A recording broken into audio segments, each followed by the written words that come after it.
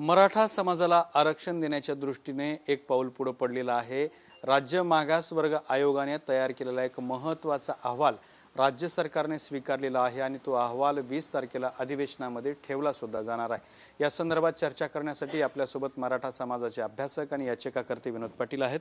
भैया, पुन्हा एकदा नव्याने मराठा समाजाला आरक्षण देण्याची प्रक्रिया सुरू झालेली आहे। पूर्वीचं आरक्षण सुप्रीम कोर्टामध्ये अजूनही अडकलेलं आहे। क्युरिटी पिटिशनवरती सुनावणी बाकी आहे। नव्यानं आरक्षण दिलं जातंय। मागासवर्गीय आयोगाचा अहवाल आहे। या सगळ्या प्रक्रियेवरती तुमची काय भूमिका आहे? निश्चित आजच्या अहवालाचं मी सर्वप्रथम मराठा समाज म्हणून स्वागत करतो।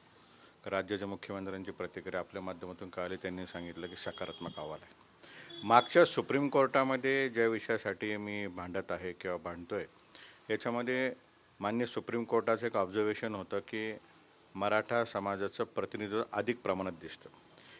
त्यावेळेस अहवाल तयार करताना काही त्रुटी राहिल्या होत्या।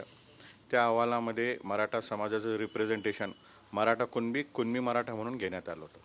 तेव्हा शिक्षणात प्रमाण अधिक दिसत होतं, शासकीय नोकऱ्यांमध्ये प्रमाण अधिक दिसत होतं आणि न्यायालयाने ज्या धोरणाप्रमाणे ते कॅल्क्युलेशन केलं ते धोरण थोडंसं चुकीचं झालं। परंतु आत्ताच मी माहिती घेतल्याप्रमाणे या अहवालामध्ये तो गुपित अजून उघडला नाही, परंतु या अहवालामध्ये फक्त 3 शब्द मराठा या मराठा समाजाचं शिक्षणात असलेलं प्रमाण अतिशय कमी प्रमाणात आहे। मराठा समाजाचं असलेलं शासकीय सेवेमध्ये प्रमाण अतिशय कमी प्रमाणात आहे। आणि या अहवालाचं वैशिष्ट्य जर सांगायचं तर सॅम्पल सर्वे आहे, म्हणजे अधिकपेक्षा अधिक लोकांपर्यंत पोहोचून हा अहवाल तयार झालेला आहे। हा मराठा समाजाचा आरसा आहे आणि हा आरसा स्पष्टपणे सांगतो की मराठा समाज मागासलेला आहे। राहिला प्रश्न सुप्रीम कोर्टाच्या लढाईचा। सुप्रीम कोर्टामध्ये ज्या मुद्द्यांवर आरक्षण नाकारण्यात आलेलं आहे त्याच्यामध्ये क्युरिटी पिटिशन पेंडिंग आहे। जर क्युरिटी पिटिशनमध्ये स्पष्टता आली आणि सुप्रीम कोर्टाने जे लूफहोल्स होते ते परत एकदा स्वीकारले आणि ते करेक्ट केले तर हा जो राज्य सरकार कायदा करेल मग कुठेही चॅलेंज होऊ शकणार नाही। कारण काही नतद्रष्ट या राज्यामध्ये आहे की लगेच हा अहवाल आल्यानंतर राज्य सरकार नवीन कायदा करेल आणि नवीन कायदा केल्यावर ते न्याय प्रविष्ट होईल। परंतु सुप्रीम कोर्टामध्ये जी माझी लढाई चालू आहे ती शेवटच्या श्वासापर्यंत मला याच्यासाठी लढायची आहे की सुप्रीम कोर्टाने एकदा जर भाष्य केलं की ह्या पॅरामीटर्सवर ह्या सर्कमटेन्सवर राज्य सरकारने आरक्षणावर निर्णय घ्यावा आणि तो निर्णय आज लागो का उद्या लागो आणि राज्य सरकारने तशा पद्धतीने जर कायदा केला तर तो भारतामध्ये कुठेही चॅलेंज होऊ शकणार नाही। त्यामुळे आजचा अहवाल, उद्याचं राज्य सरकार करणारा नवीन कायदा आणि सुप्रीम कोर्ट हे रिलेटेड आहे।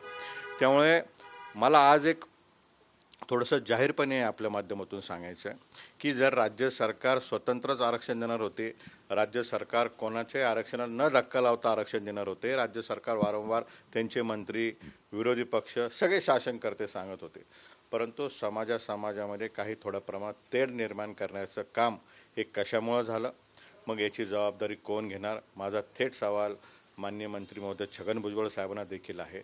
जर आपल्याला कल्पना होती की आपलं सरकार अशा पद्धतीने अहवाल स्वीकारून आपलं सरकार अशा पद्धतीने नवीन कायदा करणार आहे, मग कोणत्या आधारावर आपण वक्तव्य केले याचा देखील खुलासा झाला पाहिजे। आणि ह्या अनुषंगाने जर मराठा समाजाला स्वतंत्र टिकणारं आरक्षण ह्या पॅरामीटरवर ह्या सर्कमटन्सवर दिलं तर मला विश्वास आहे ते जगात कुठेही चॅलेंज होऊ शकणार नाही। तर हे होते विनोद पाटील यांनी आपली भूमिका अत्यंत स्पष्टपणे मांडलेली आहे की मागासवर्गीय आयोगाने दिलेल्या अहवालानुसार जर आरक्षण दिलं गेलं तर जगामध्ये ते कुठेही चॅलेंज होऊ शकणार नाही, हे आरक्षण टिकणार आहे। कॅमेरामन हर्षल सोबत दत्ता कानवटे, TV9 मराठी, छत्रपती संभाजीनगर।